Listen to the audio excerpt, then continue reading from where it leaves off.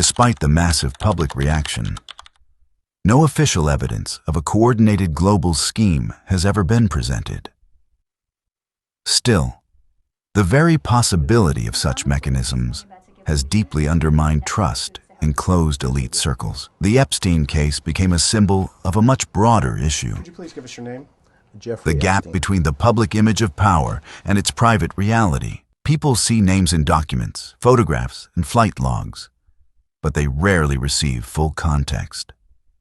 And when context is missing, speculation fills the void. It's important to remember, not every meeting implies complicity, and not every photograph proves awareness of wrongdoing. Elite networks are often built on overlapping interests, not necessarily on a single hidden strategy. Yet the questions remain. Who helped him take his first major steps in finance? Why were his business structures so opaque? Why did oversight mechanisms fail repeatedly?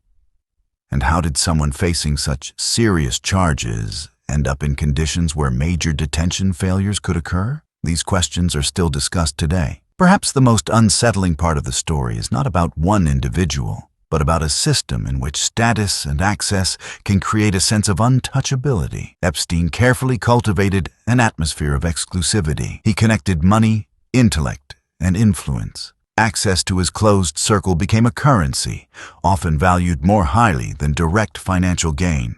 His story is not just a criminal case. It is also a lesson about transparency, accountability, and the nature of modern influence. So what was Jeffrey Epstein really hiding? Perhaps the scale of his connections. Perhaps the inner workings of his financial arrangements. Perhaps information that never made it into a courtroom. Or perhaps the most uncomfortable truth is simpler. Secrecy thrives where systems are not designed for full transparency. As long as incomplete answers and lingering uncertainty remain, this story will continue to raise questions, not only about him, but about a world where power, money, and silence are far more tightly intertwined than they appear on the surface. To truly understand the magnitude of this case, we have to look at the broader context. The Epstein affair was not only a criminal investigation, it became an information phenomenon, emerging during a period of declining trust in major institutions, governments, financial systems, courts, and media. In such an environment, any lack of clarity is automatically interpreted as confirmation of the worst suspicions. The less transparency there is, the stronger the sense that something bigger is being concealed. The Epstein story reinforced the perception that elites operate under different rules, where responsibility can be softened by status and connections, even when conclusions are not backed by solid evidence. The feeling of inequality itself becomes powerful.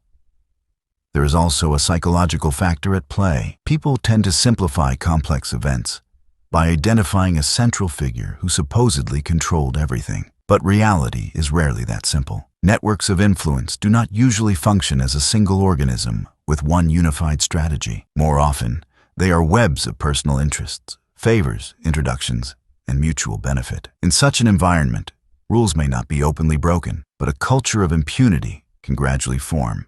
Epstein understood this ambiguity. He created a sense of exclusivity and belonging. An invitation into elite circles enhances status and often lowers critical skepticism. It is a powerful social mechanism for building trust and loyalty. When someone finds themselves surrounded by well-known figures, luxury environments, and intellectual conversations, their guard can naturally lower. This is how networks form, and over time, begin sustaining themselves. The media also played a significant role. Coverage of his case was uneven. Waves of intense headlines followed by periods of relative silence. This created a fragmented picture. The public saw pieces, but rarely the full narrative.